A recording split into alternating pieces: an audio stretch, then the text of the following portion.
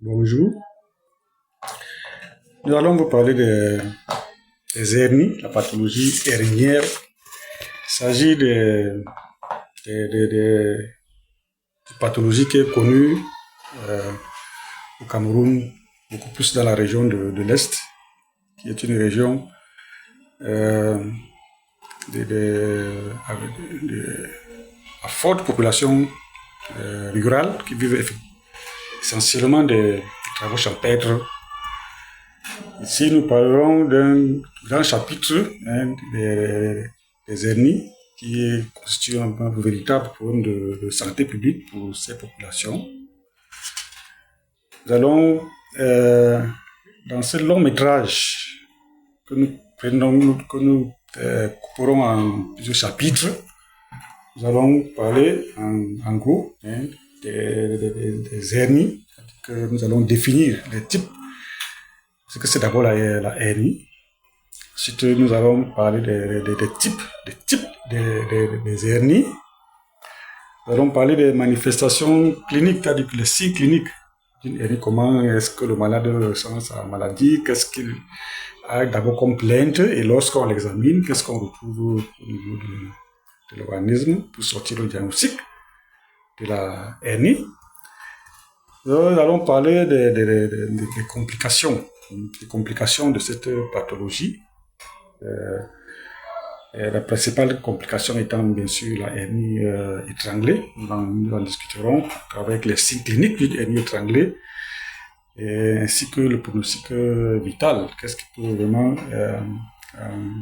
entraîner le décès du patient qui fait une hernie étranglée.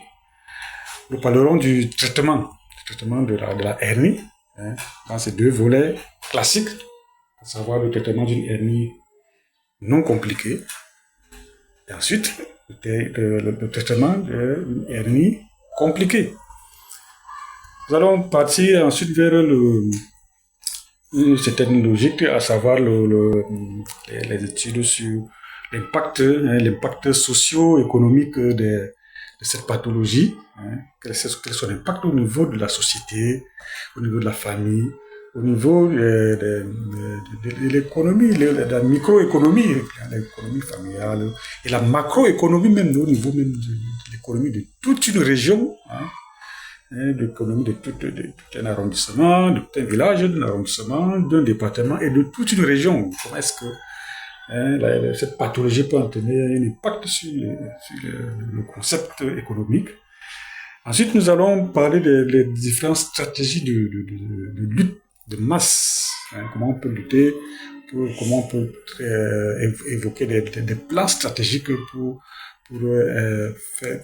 mettre en place un système de lutte de masse contre cette pathologie, parce que lorsque nous faisons des statistiques, nous avons certains villages qui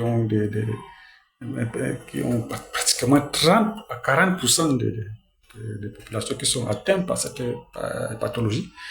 Et nous estimons que la réflexion sur l'impact, sur la prise en charge au niveau communautaire de cette pathologie peut être beaucoup plus rentable, surtout en matière de chirurgie qui constitue l'essentiel de son traitement. Merci beaucoup.